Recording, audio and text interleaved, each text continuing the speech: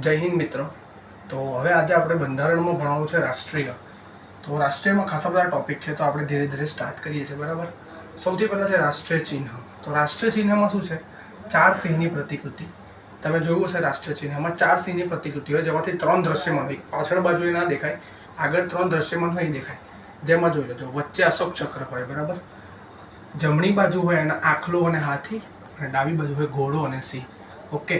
અને રાષ્ટ્રીય ચિહ્નનો સ્વીકાર થયો છે 26 જાન્યુઆરી 1950ના ટાઈમે. ઓકે. તો રાષ્ટ્રીય ચિહ્ન 4 સિંહની પ્રતિકૃતિ, એમાંથી 3 દ્રશ્યમાન, જમણી બાજુ આખલો હાથી અને ડાબી બાજુ ઘોડો અને સિંહ, અને જેનો સ્વીકાર 26 જાન્યુઆરી 1950ના ટાઈમે. અને અશોક સ્તંભ ક્યાંથી લીધો આપણે? વારાણસીના સારનાથના વારાણસીમાંથી. ઓકે. સારનાથ સ્તંભ વારાણસીમાંથી. પછી મુદ્રાલેખમાં છે સત્યમેવ જયતે. મિનિંગ શું થાય છે? સત્યનો સદા વિજય છે. ભાષા સંસ્કૃત, લિપિ દેવનાગરી અને ઉપનિષદ મુંડક ઉપનિષદ. તો મુદ્રાલેખ સત્યમેવ જયતે, સત્યનો સદા વિજય થાય. ભાષા સંસ્કૃત, લિપિ દેવનાગરી અને ઉપનિષદ મુંડક ઉપનિષદ. ઓકે. પછી આગળ છે રાષ્ટ્રધ્વજ તિરંગો. તો રાષ્ટ્રધ્વજ તિરંગો તમને ખબર છે, રાષ્ટ્રધ્વજ તિરંગોમાં 3 કલર, કેસરી, સફેદ, લીલો, અને વચ્ચે અશોક ચક્ર. તો ધીરે ધીરે જોઈએ. સૌથી પહેલા રાષ્ટ્રધ્વજ તિરંગાનો સ્વીકાર છે એ 22 જુલાઈ 1947ના રોજ થયો. પ્રમાણમાં તો ખાસ પૂછે છે એક્ઝામમાં, લંબાઈ અને પહોળાઈ. લંબાઈ પહોળાઈ પૂછી શકે. પહોળાઈ લંબાઈ તમારે યાદ રાખવાનું 3:2. લંબાઈ પહોળાઈ 3:2 ને યાદ રહી જાય. લંબાઈ હંમેશા લાંબી હોય એટલે 3:2 યાદ રહી જાય. પહોળાઈ પૂછે તો 2:3. લંબાઈ પહોળાઈ. ઓકે. લંબાઈ 3:2 અને પહોળાઈ લંબાઈ પૂછે તો 2:3. બે આરા વચ્ચે 15 ડિગ્રીનો ખૂણો, એટલે 24 આરા છે ને, એમાં બે આરા વચ્ચેનું અંતર કેટલું છે? 15 ડિગ્રી. અને 24 આરા શાનો ઉલ્લેખ કરે છે? 24 કલાક પ્રગતિનો ઉલ્લેખ કરે. પછી 3 કલર છે, કેસરી, સફેદ અને લીલો. કેસરી હિંમત અને બલિદાન દર્શાવે છે, સફેદ શાંતિ અને પવિત્રતા દર્શાવે છે, અને લીલો હરિયાળી અને સમૃદ્ધિ દર્શાવે છે. અને અશોક ચક્ર છે એ ઘેરા ભૂરા રંગનો હોય છે. રાષ્ટ્રીય ગાન છે. હવે આગળ જોઈએ રાષ્ટ્રીય ગાન. રાષ્ટ્રીય ધ્વજ ખબર પડી ગઈ. રાષ્ટ્રગાન છે જન ગણ મન. અને આ લખ્યું છે કોણે? રચયિતા કોણ છે? તો ગુરુદેવ રવિન્દ્રનાથ ટાગોર. અને યાદ કઈ રીતે રાખવાનું? તો ગા જ ર. જો ગા પરથી રાષ્ટ્રીય ગાન, જ પરથી જનગણ મન અને ર પરથી રવિન્દ્રનાથ ટાગોર. એટલે રાષ્ટ્રીય ગાન અને રાષ્ટ્રીય ગીતમાં ભૂલ થાય નહીં. ગા જ ર. રાષ્ટ્રીય ગાન, જનગણ મન, રવિન્દ્રનાથ ટાગોર. બંગાળી ભાષા 5 પદમાંથી રચના થઈ છે. કેટલી? 5 પદમાં એની રચના થઈ છે. 24 જાન્યુઆરી 1950ના રોજ રાષ્ટ્રગાન તરીકે જનગણ મનનો સ્વીકાર કરવામાં આવ્યો છે. તો રાષ્ટ્રગાન જનગણ મન, રચયિતા ગુરુદેવ રવિન્દ્રનાથ ટાગોર. બંગાળી ભાષામાં 5 પદમાં રચના થઈ છે અને 24 જાન્યુઆરી 1950ના રોજ રાષ્ટ્રીય ગાન તરીકે જનગણ મનનો સ્વીકાર કરવામાં આવ્યો છે. આગળ જોઈએ તો આનો ટાઈમ કેટલો? તો રાષ્ટ્રગાન ગાતા 52 સેકન્ડનો ટાઈમ લાગે છે, અને માત્ર પહેલી અને છેલ્લી પંક્તિ ગાઓ તો 20 સેકન્ડમાં પૂરું થઈ જાય છે. ઓકે. અને સૌપ્રથમ 27 ડિસેમ્બર 1911ના રોજ ઇન્ડિયન નેશનલ કોંગ્રેસના કલકત્તા અધિવેશનમાં 27મા નંબરનું અધિવેશન હતું. ઇન્ડિયન નેશનલ કોંગ્રેસનું કલકત્તાનું 27મા નંબરનું અધિવેશન હતું. તેમાં સરલાદેવી ચૌધરીએ સૌ પ્રથમવાર જનગણ મન ગાયું હતું. કે યાદ રાખજો નામ, સરલાદેવી ચૌધરી. ક્યારે? 27 ડિસેમ્બર 1911ના રોજ કલકત્તા અધિવેશનમાં. કલકત્તા આઈએનસી, ઇન્ડિયન નેશનલ કોંગ્રેસનું 27મું કલકત્તામાં અધિવેશન હતું. તેમાં સરલાદેવી ચૌધરીએ સૌ પ્રથમવાર જનગણ મન ગાયું. આગળ છે જાન્યુઆરી 1912. તો જાન્યુઆરી 1912ના રોજ રવિન્દ્રનાથ ટાગોર તત્વબોધિની પત્રિકામાં ભારત ભાગ્ય વિધાતા શીર્ષક હેઠળ સૌ પ્રથમ પ્રકાશિત એમનું થયું હતું. ઓકે. તત્વબોધિની પત્રિકામાં 2011માં એમને 100 વર્ષ પૂરા થયા. કોને? આ તત્વબોધિ પત્રિકાને. ઓકે. ભારત ભાગ્ય વિધાતા શીર્ષક હેઠળ જનગણ મનને રચવામાં આવ્યું હતું. આગળ જોઈએ 1913માં રવિન્દ્રનાથ ટાગોરને એશિયન સાહિત્યકાર તરીકે નોબેલ પુરસ્કારથી સન્માનિત કરવામાં આવ્યા હતા. તો આ થઈ ગયું આપણું રાષ્ટ્રીય ચિહ્ન, મુદ્રાલેખ, રાષ્ટ્રધ્વજ, રાષ્ટ્રીય ગાન. ઓકે. હવે આ બાજુ આવી જાઓ. તો આ બાજુ જોઈ લે આપણે. સૌપ્રથમ વિદેશમાં મેડમ ભીખાઈજી કામાએ 22 ઓગસ્ટ 1907માં જર્મનીના સ્ટુટગાર્ટ શહેરમાં સૌપ્રથમ વિદેશમાં ઝંડો લહેરાવનાર કોણ? તેમનું નામ છે મેડમ ભીખાઈજી કામા. અને એમનું જન્મસ્થળ ક્યાં છે? નવસારી. ક્યારે? 22 ઓગસ્ટ 1907ના રોજ જર્મનીના સ્ટુટગાર્ટ શહેરમાં. આગળ જોઈએ સૌપ્રથમ ભારતમાં જવાહરલાલ નહેરુએ, જો સૌપ્રથમ વિદેશમાં પૂછે તો મેડમ ભીખાઈજી કામા 1907, 22 ઓગસ્ટ 1907. પણ એ પૂછે સૌપ્રથમ ભારતમાં તો બોલે જવાહરલાલ નહેરુએ. ક્યારે? 31 ડિસેમ્બર 1929ના રોજ લાહોરમાં રાવી નદીના કિનારે ઝંડો લહેરાવ્યો. તે ટાઈમે ચક્ર છે ને હમણાં એ ટાઈમે રાષ્ટ્રધ્વજમાં ચક્રના સ્થાને ચરખો હતો. આગળ જો ઝંડા સમિતિ, તો તમને ખબર છે ઝંડા સમિતિના અધ્યક્ષ તરીકે જે.બી. કૃપલાની, એમને હંસાબેન મહેતાને બંધારણને સોંપ્યું. ઓકે, આગળ જોઈએ પિંગલી વેંકૈયા. તમને ખબર છે કે ઝંડા આપણો રાષ્ટ્રધ્વજ છે ને ડિઝાઇન કોણે તૈયાર કરી? તેનું નામ છે પિંગલી વેંકૈયા, જેને આપણે ફ્લેગમેન ઓફ ઇન્ડિયા તરીકે ઓળખીએ છીએ. આગળ ભારતીય ધ્વજ સંહિતા 2002 મુજબ અનુચ્છેદ 19(1) અને એ એના પ્રમાણે મૂળભૂત અધિકારમાં આને સામેલ કરવામાં આવ્યું છે. હવે આગળ જોઈએ એનું રાષ્ટ્રીય પંચાંગ. તો રાષ્ટ્રીય પંચાંગ શું છે?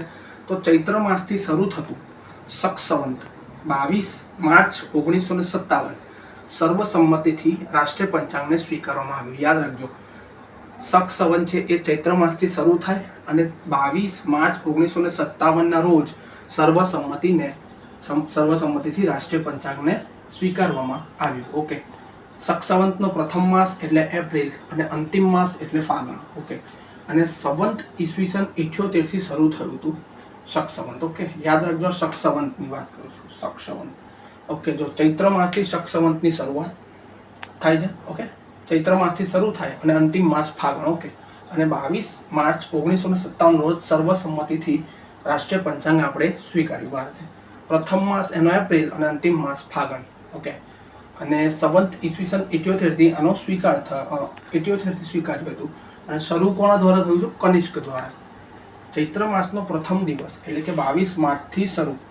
ચૈત્ર માસનો જે પ્રથમ દિવસ છે 22 માર્ચથી શરૂ, અને લીપ યર હોય તો 21 માર્ચથી શરૂ. ઓકે, તો આ પ્રમાણે આપણે જોયું રાષ્ટ્રચિહ્ન, મુદ્રાલેખ, રાષ્ટ્રધ્વજ, તિરંગો, રાષ્ટ્રગાન, બરાબર. પછી આ થોડુંક વિદેશમાં કોણે ઝંડો લહેરાયો, ભારતમાં પહેલો લહેરાયો કોણ, એમના ફ્લેગમેન ઓફ ઇન્ડિયા એટલે પિંગલી વેંકૈયાની વાત કરી, રાષ્ટ્રીય પંચાંગની વાત કરી. હવે આપણે આગળ જોઈશું તો હવે આપણે ભણીશું રાષ્ટ્રગીત. રાષ્ટ્રગીતમાં છે સૌથી પહેલા આપણને ખબર છે રાષ્ટ્રગાન કીધું તો જનગણ મન ગા જર. ઓકે, ગાન જનગણ મન અને રવિન્દ્રનાથ ટાગોર.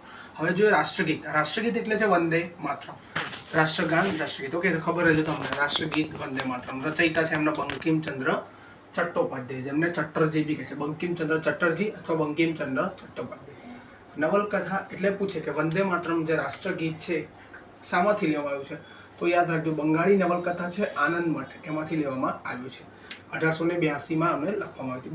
વંદે માતરમ અને જનગણ મન એ બંનેને સમાન દરજ્જો મળે છે. ઓકે, એટલે કોઈ ભેદભાવ નથી. જનગણ મન પણ સેમ છે અને વંદે માતરમ પણ, એટલે બંનેને સમાન દરજ્જો મળ્યો છે. અને યાદ રાખજો કે વંદે માતરમ તાલબદ્ધ કોના દ્વારા થયેલું? તો એનું નામ છે જદ્દુનાથ ભટ્ટાચાર્ય. શું નામ છે? જદ્દુનાથ ભટ્ટાચાર્ય દ્વારા આને તાલબદ્ધ કરવામાં આવ્યું વંદે માતરમ. પછી જો 15 ઓગસ્ટ 1947 રોજ મધ્યરાત્રિએ 15 ઓગસ્ટ 1947ની મધ્યરાત્રિએ કેન્દ્રીય સચિવાલયમાં MS સુબ્બુલક્ષ્મી દ્વારા સૌ પ્રથમવાર વંદે માતરમ ગીતને ગાવામાં આવ્યું હતું. તો યાદ રાખજો, 15 ઓગસ્ટ 1947ના રોજ મધ્યરાત્રિએ કેન્દ્રીય સચિવાલયમાં MS સુબ્બુલક્ષ્મી દ્વારા વંદે માતરમ ગાવામાં આવ્યું હતું. પછી જોઈએ તો જો આપણે જોયું હતું રાષ્ટ્રગાન, તો રાષ્ટ્રગાન હતું 52 સેકન્ડનું. ઓકે, અને રાષ્ટ્રગીત જે છે એ 65 સેકન્ડનું છે. ઓકે, કેટલા સેકન્ડનું છે? 65 સેકન્ડનું. જો જનગણ મન 52 સેકન્ડનું હતું, બટ વંદે માતરમ 65 સેકન્ડનું છે. અને એકચ્યુઅલી 65 સેકન્ડ પૂછે અથવા તો 1 મિનિટ અને 5 સેકન્ડ પૂછે, બંને એક જ થાય. Okay, 65 second means 1 minute 5 second જ થાય. એટલે યાદ રાખજો ફરી એકવાર, રાષ્ટ્રગીત વંદે માતરમ રચયિતા બંકિમચંદ્ર ચટ્ટોપાધ્યાય આનંદ મઠ નામની નવલકથામાંથી લેવામાં આવ્યું છે. વંદે માતરમ અને જનગણ મનને સમાન દરજ્જો મળ્યો છે. જદ્દુનાથ ભટ્ટાચાર્ય દ્વારા સૌપ્રથમ તાલબદ્ધ કરવામાં આવ્યું. અને 15 ઓગસ્ટ 1947ની મધ્યરાત્રિએ કેન્દ્રીય સચિવાલયમાં MS સુબ્બુલક્ષ્મી દ્વારા ગાવામાં આવ્યું. અને 65 સેકન્ડનું ગીત, 65 સેકન્ડ અથવા તો 1 મિનિટ 5 સેકન્ડ. પછી સૌ પ્રથમવાર 1896માં Indian national congress Kolkata, okay, INC કલકત્તાના 12મું અધિવેશન હતું ત્યારે ગાવામાં આવ્યું. અને એ ટાઈમે અધ્યક્ષ કોણ હતા? રહમતુલ્લાહ સયાની. ઓકે, યાદ રાખજો. તો વંદે માતરમ ગીત સૌ પ્રથમવાર 1896માં INC Kolkata, Indian national congress કલકત્તાનું 12મા નંબરનું અધિવેશન એમાં ગાવામાં આવ્યું હતું. અને તે સમયે અધ્યક્ષ તરીકે રહમતુલ્લાહ સયાની હતા. આગળ જોઈએ 24 જાન્યુઆરી 1950ના રોજ બંધારણ સભામાં વંદે માતરમનો સ્વીકાર થયો. તો વંદે માતરમનો સ્વીકાર બંધારણ સભામાં ક્યારે થયો? તો 24 જાન્યુઆરી 1950ના રોજ વંદે માતરમનો બંધારણ સભામાં સ્વીકાર થયો. અને પ્રથમ ગાયક પૂછે તો કોણ છે? પંડિત ઓમકારનાથ ઠાકુર. કોણ છે? પંડિત ઓમકારનાથ ઠાકુર, જેને પ્રથમવાર ગાયું હતું. ઓકે, પ્રથમ ગાયક પૂછે છે. ઓકે, અને અંગ્રેજીમાં અનુવાદ કોણે કર્યું છે વંદે માતરમ? તો યાદ રાખજો શ્રી અરવિંદ. આ બધા કન્સેપ્ટ યાદ રાખવા પડશે. ઓકે, અંગ્રેજીમાં અનુવાદન તરીકે શ્રી અરવિંદ. આગળ જોઈએ સંસદના સત્રનો પ્રારંભ. યાદ રાખજો, જો સંસદ જ્યારે શરૂ થાય ને ત્યારે એનો પ્રારંભ જે છે એ જનગણ મનથી થાય, અને જ્યારે સમાપ્ત થાય એટલે કે સમાપન હોય ને ત્યારે વંદે માતરમ ગવાય. ઓકે, એક્ઝામમાં પૂછી શકે કે સંસદના સત્રનો પ્રારંભ સમયે શું ગવાય અને એટલે કે સમાપન સમયે શું ગવાય? તો પ્રારંભ સમયે જનગણ મન ગવાય, સમાપન સમયે વંદે માતરમ. તો થઈ ગયું રાષ્ટ્રીય ગીત વંદે માતરમ. ઓકે, હવે આપણે આગળ જોઈએ રાષ્ટ્રીય પ્રાણી વાઘ. રાષ્ટ્રીય પ્રાણી આપણને ખબર છે વાઘ. વાઘનું વૈજ્ઞાનિક નામ શું છે? પેન્થેરા ટાઇગ્રિસ લિયાન્સ. Okay, Panthera ટાઇગ્રિસ લિયાન્સ. દુનિયામાં વાઘની 8 પ્રજાતિ જોવા મળે છે. કેટલી? 8. અને એમાંથી ભારતમાં પૂછે તો રોયલ બેંગાલ ટાઈગર. શું નામ છે એનું? Royal Bengal tiger. યાદ રાખજો, ઇમ્પોર્ટન્ટ છે. ઓકે, ચલો, વૈજ્ઞાનિક નામ રાષ્ટ્રીય પ્રાણી વાઘ. વૈજ્ઞાનિક નામ છે પેન્થેરા ટાઇગ્રિસ લિયાન્સ. અને દુનિયામાં વાઘની 8 પ્રજાતિ જોવા મળે, જેમાંથી ભારતમાં રોયલ બેંગાલ ટાઈગર છે. અને વાઘ સંરક્ષણ માટે 1973માં એક પ્રોજેક્ટ તૈયાર કર્યો જેનું નામ હતું પ્રોજેક્ટ ટાઈગર. શું નામ હતું? Project tiger. વાઘ સંરક્ષણ માટે 1973માં પ્રોજેક્ટ ટાઈગર શરૂ કરવામાં આવ્યો, અને ત્યારથી જ વાઘને આપણે રાષ્ટ્રીય પ્રાણી તરીકે સ્વીકાર કર્યો છે. એની પહેલા કોણ હતું? તો 1972 પહેલા તો રાષ્ટ્રીય પ્રાણી તરીકે સિંહ હતું, પણ ત્યારબાદ કોનો સ્વીકાર થયો? વાઘનો સ્વીકાર થયો. તો આ થઈ ગયું રાષ્ટ્રીય પ્રાણી. હવે આગળ જોઈએ રાષ્ટ્રીય પક્ષી મોર. આપણને ખબર છે રાષ્ટ્રીય પક્ષી મોર છે, પણ એનું વૈજ્ઞાનિક નામ શું છે? તો એનું વૈજ્ઞાનિક નામ છે પાવો ક્રિસ્ટેટસ. શું નામ છે? પાવો ક્રિસ્ટેટસ. નર મોર હોય ને, નર મોર એટલે કે મેલ મોર, એમાં 200 પાંખડીઓ વાળી લાંબી પૂંછડી જોવા મળે. એનાથી આપણે ઓળખી શકીએ કે આ નર છે કે માદા છે. જો નર મોર હોય તો એમાં 200 પાંખડીઓ વાળી લાંબી પૂંછડી જોવા મળે. ઓકે, અને મોર એટલે કોનું વાહન? સરસ્વતી માતાનું વાહન છે. અને ભારત સરકાર દ્વારા 1972થી એક કાયદો અમલમાં આવ્યો કે જે શિકાર પર પ્રતિબંધ દર્શાવે છે. ઓકે, તો શું કીધું આપણે? રાષ્ટ્રીય પક્ષી મોર, વૈજ્ઞાનિક નામ પાવો ક્રિસ્ટેટસ. નર મોર હોય એને 200 પાંખડીવાળી લાંબી પૂંછડી જોવા મળે, સરસ્વતી માતાનું વાહન છે. અને ભારત સરકાર દ્વારા 1972થી કાયદો પસાર થયો જેમાં શિકાર પર પ્રતિબંધ લાગ્યો. હવે આગળ જોઈએ રાષ્ટ્રીય મીઠાઈ. આપણી રાષ્ટ્રીય મીઠાઈ તરીકે જલેબી ઓળખાય છે. હવે આગળ જોઈ લઈએ આપણે, તો છે રાષ્ટ્રીય પીણું. રાષ્ટ્રીય પીણું તરીકે ચાને ઓળખવામાં આવે છે. ઓકે, રાષ્ટ્રપિતા તરીકે મહાત્મા ગાંધીને ઓળખવામાં આવે છે. રાષ્ટ્રીય વૃક્ષ તરીકે વડને ઓળખવામાં આવે, જેનું વૈજ્ઞાનિક નામ પૂછશે તો શું છે? ફાઇકસ બેન્થાલોન્સિસ. યાદ રાખવું પડશે. શું નામ છે? ફાઇકસ બેન્થાલોન્સિસ. ઓકે, રાષ્ટ્રીય વૃક્ષ વડ. રાષ્ટ્રીય ફૂલ તરીકે કમળને ઓળખવામાં આવે. શું છે? કમળ. રાષ્ટ્રીય ફૂલ તરીકે કમળ. અને કમળનું વૈજ્ઞાનિક નામ છે નેલમ્બો ન્યુસિફેરા ગાર્ટન. શું નામ છે? નેલમ્બો ન્યુસિફેરા ગાર્ટન. આ યાદ રાખવા માટે કેવું છે? જો પાછળ છે ગાર્ટન એટલે આપણે યાદ રાખીએ ગાર્ડન, અને ગાર્ડનમાં ઉગે કમળથી, યાદ રાખીએ આનું નેલમ્બો ન્યુટિફેરા ગાર્ટન. ઓકે, પછી રાષ્ટ્રીય ફળ તરીકે આપણે કેરીને ઓળખીએ છીએ, અને એનું વૈજ્ઞાનિક નામ તો તમને ખબર જ છે, મેંગીફેરા ઇન્ડિકા. શું નામ છે? મેંગીફેરા ઇન્ડિકા. પછી રાષ્ટ્રીય રમત આખા ગામને ખબર છે, હોકી એટલે કોનો જન્મ, કોના એની પરથી ઉજવવામાં આવ્યો? Major Dhyanchand. Okay, major Dhyanchand, પ્રયાગરાજમાં જન્મ, 29 ઓગસ્ટ એમનો જન્મદિવસ, એટલે એને નેશનલ સ્પોર્ટ ડે તરીકે એટલે કે રાષ્ટ્રીય રમત દિવસ તરીકે હોકી ઉજવાય છે. ઓકે, રાષ્ટ્રીય રમત દિવસ 29 ઓગસ્ટ, અને રાષ્ટ્રીય રમત તરીકે આપણે હોકીને કીધું છે. ઓકે, રાષ્ટ્રીય નદી પૂછે તો છે ગંગા. શું નામ છે? ગંગા. 4 નવેમ્બર 2008થી ભારત સરકાર દ્વારા રાષ્ટ્રીય નદી તરીકે ગંગાનો સ્વીકાર થયો. અને ગંગાનું ઉદ્ગમ સ્થાન તો તમને ખબર છે, ઉત્તરાખંડનું ગંગોત્રી ગ્લેશિયર, એની પરથી એનું શું થાય છે? ઉદ્ગમ સ્થાન છે ગંગા નદીનું.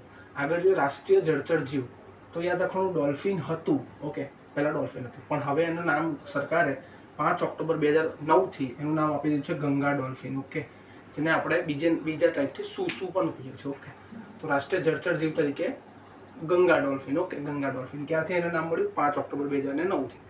આગળ જોઈએ રાષ્ટ્રીય ધરોહર પ્રાણી પૂછે તો હાથી. ઓકે, રાષ્ટ્રીય ધરોહર પ્રાણી પૂછે તો હાથી. અને હાથી વધારે પડતા ક્યાં જોવા મળે? તો છે કેરળ, કર્ણાટક, ઝારખંડ, ઓડિશા. ઓકે, આ બધાના રાજકીય ચિહ્ન તરીકે હાથી જોવા મળે છે. પછી રાષ્ટ્રીય મુદ્રા એટલે કે કરન્સી, એના તરીકે ઓળખાય છે રૂપિયા. શું ઓળખાય છે? રૂપિયા. 15 જુલાઈ 2010માં આ પ્રતીક નક્કી થયું કે આ રૂપિયા પ્રતીક આપણે રાખવું છે. ક્યારે? 15 જુલાઈ 2010માં. અને દેવનાગરી લિપિમાં આ રીતે લખાય છે રૂપિયા, અને લેટિન ભાષામાં આર અથવા તો આ સાઇન, રૂપિયાનું સાઇન તરીકે લખાવવામાં આવે છે. રાષ્ટ્રીય મુદ્રા રૂપિયા. આગળ જો આપણી રાજભાષા કઈ છે? હિન્દી. કઈ છે? હિન્દી. હિન્દીનો સ્વીકાર ક્યારે થયો તો બોલે 14 સપ્ટેમ્બર 1949થી હિન્દી ભાષાનો સ્વીકાર કરવામાં આવ્યો અને અનુચ્છેદ 343 પ્રમાણે હિન્દી ભાષાનો સ્વીકાર થયો છે. તો પૂછશે બંધારણના કયા અનુચ્છેદ પ્રમાણે હિન્દી ભાષાનો સ્વીકાર કરવામાં? તો અનુચ્છેદ નંબર 343 પ્રમાણે હિન્દી ભાષાનો સ્વીકાર કરવામાં આવે છે. અને 14 સપ્ટેમ્બરના રોજ રાષ્ટ્રીય માતૃભાષા દિવસ તરીકે ઉજવવામાં આવે છે. તો રાષ્ટ્રીય માતૃભાષા દિવસ તરીકે 14 સપ્ટેમ્બરને ઉજવવામાં આવે છે. અને હિન્દી દિવસ એ કોની યાદમાં ઉજવાય છે? તો નામ યાદ રાખજો, બેહોર રાજેન્દ્ર સિન્હાની યાદમાં આપણે હિન્દી દિવસને ઉજવીએ છીએ. સો આ હતું આપણું રાષ્ટ્રીયના બધા આવી ગયા. રાષ્ટ્ર ચિહ્ન, ઓકે, રાષ્ટ્ર ચિહ્ન, રાષ્ટ્રીય મુદ્રાલેખ, રાષ્ટ્રધ્વજ, રાષ્ટ્રીય ગાન, ઓકે, પછી રાષ્ટ્રીય પંચાંગ, પછી રાષ્ટ્રીય ગીત, પછી રાષ્ટ્રીય પ્રાણી, રાષ્ટ્રીય પક્ષી, રાષ્ટ્રીય મીઠાઈ, રાષ્ટ્રીય પીણું, અને આ બધું ટોટલ આપણું આવી ગયું છે. સો આ પ્રમાણે આપણે રાષ્ટ્રીય ખતમ કરીએ છીએ. હવે આગળ કોઈ નવા વિડીયો સાથે મળીશું. ત્યાં સુધી રજા આપશો. જય હિન્દ.